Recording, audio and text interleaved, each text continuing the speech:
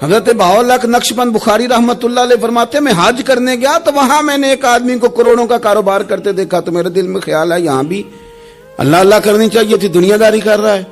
لیکن فرماتے ہیں حج سے فارغ ہوئے تو میں نے دیکھا وہی بندہ سارا کچھ رب کی بارگاہ میں خیرات کر رہا ہے اور سینکڑوں غریب حاجی ہیں جن کو پورے پورے خرچے دے رہا ہے. تو میں نے وہی اپنی سوچ سے توبہ کی کہ میں کہاں تھا. بڑی جلدی کھڑے نہ ہو جائیں. حضرت حسن بصری رحمت اللہ تعالی علیہ ارشاد فرماتے ہیں کہ میں دریا کے کنارے گیا تو وہاں میں نے ایک شخص کو دیکھا، وہ اپنی ایک خاتون کی گود میں سر رکھ کے بیٹھا اور قریب ایک بوتل بھی پڑی ہے. میرے دل میں معاذ اللہ خیال آیا کہ دیکھو کس انداز میں ایک عورت کے ساتھ یہ ہے اور پاس بوتل بھی پڑی ہے، جانے شراب ہے. کہتے میں سوچ ہی رہا تھا کہ اچانک ایک کشتی آ رہی تھی دریا میں. وہ ہچکو لے کھائے، کشتی میں 4-5 لوگ تھے، وہ دریا میں ڈوبنے لگے. وہ آدمی تیزی سے اٹھا، دریا میں چھلانگ لگائی، پہلے ایک کو نکالا، پھر دوسرا نکالا، پھر تیسرا نکالا. ایک بندہ رہ گیا، کہنے لگا حضور مجھے تو آپ نے گناہگار سمجھا ہے، میں تو بڑے غلط انداز میں یہاں بیٹھا ہوں، آپ نے جو سوچا چلیں گے چوتھا بندہ آپ نکال لائیں. کرے نا یہ کام، کرے نا یہ کام. بڑے بھولے بھالے، بڑے اللہ والے، ریاض آپ کو بس ہم ہی جانتے ہیں.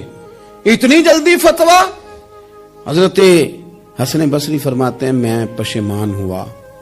میں نے کہا مجھے تیرنا نہیں آتا، تو دیر نہ کر، چوتھا ڈوب نہ جائے. پھر اس نے چھلانگ لگائی، چوتھا بھی نکال لایا اور کہنے لگا حضرت آپ نے جلدی کی سوچنے میں، یہ بی بی میری ماں ہے اور یہ سرکے کی بوتل ہے. ہم ماں بیٹے کا یہ مشغلہ ہے کہ یہ وہ جگہ ہے جہاں آ کے لوگ مسافر اترتے ہیں اور یہاں سے کسی کا گھر 100 میل ہے، کسی کا 200 میل ہے. ہم صبح سرکہ، کھجوریں، روٹیاں لے کے یہاں آتے ہیں، مسافروں کی نوکری کرتے ہیں. کوئی پریشان ہو تو مدد کرتے ہیں. حضرت خواجہ حسن بصری فرماتے ہیں میں نے معافی مانگی، ان سے بھی مانگی، رب سے بھی مانگی. انہوں نے مانگ لی نا، بزرگ تھے، پر ہم کو نہیں تیار مانگنے کو. ہم ہر وقت بدگمانیاں، وہ فلانا فلانے جرم کرتا تھا، میں اسے اب کیسے نیک مان لوں. بھائی اب وہ نمازی ہے، خدا کے گھر آتا جاتا ہے، اب اللہ کی بارگاہ میں حاضر ہوتا ہے. جب رب نے معاف کر دیا تو بھی سوچ بدل جا. سنیں حضور کیا فرماتے ہیں. نبی پاک صاحب الاخلاق صلی اللہ تعالی علیہ وسلم فرماتے ہیں، مسند امام احمد بن حنبل دیکھیے، فرمایا رب اس وقت بڑا ہی مسکرائے گا جب قاتل بھی جنت میں جائے گا، مقتول بھی جنت میں جائے گا. یا رسول اللہ مقتول تو گیا، یہ قاتل کیسے چلا گیا؟ حضور فرماتے ہیں جائے گا، اور جائے گا اور رب مسکرائے گا جو اس کی شان کے لائق ہے.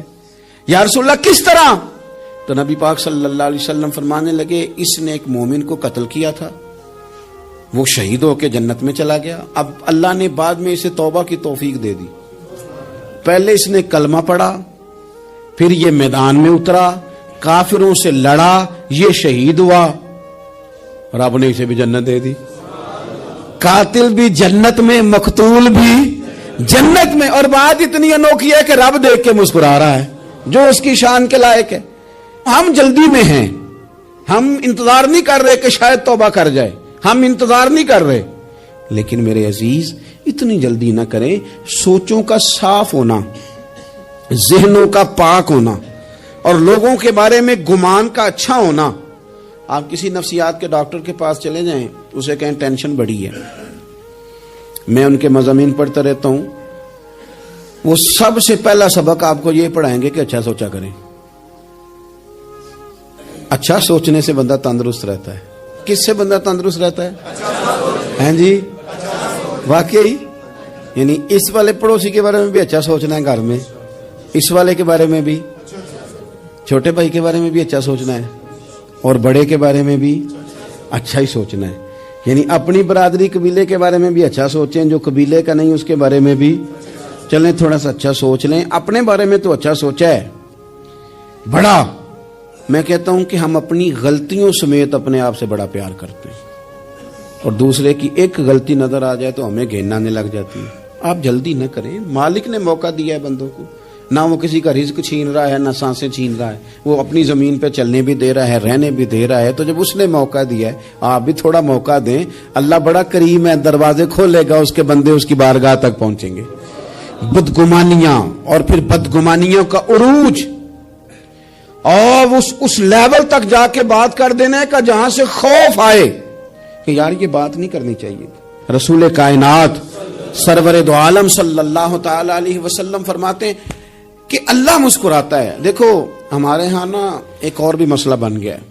میں نے کچھ لوگوں کو نا پکا میرے پیارے ہیں, محبت ہے مجھے, تو میں چونکہ آپ میری کلاس ہیں میں مشاہداتی اور تجرباتی باتیں بھی کر لیتا ہوں, اسی کی روشنی میں کئی دفعہ گفتگو بھی تیار کرتا ہوں.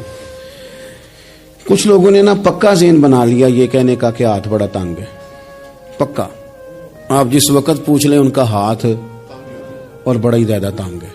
آپ یقین کریں بہن کا جو خامند ہے وہ کہہ رہا ہے جا حصہ لے کے آ, تیرے بھائیوں کی کمائی تو نہیں تیرے ابا کی ہے.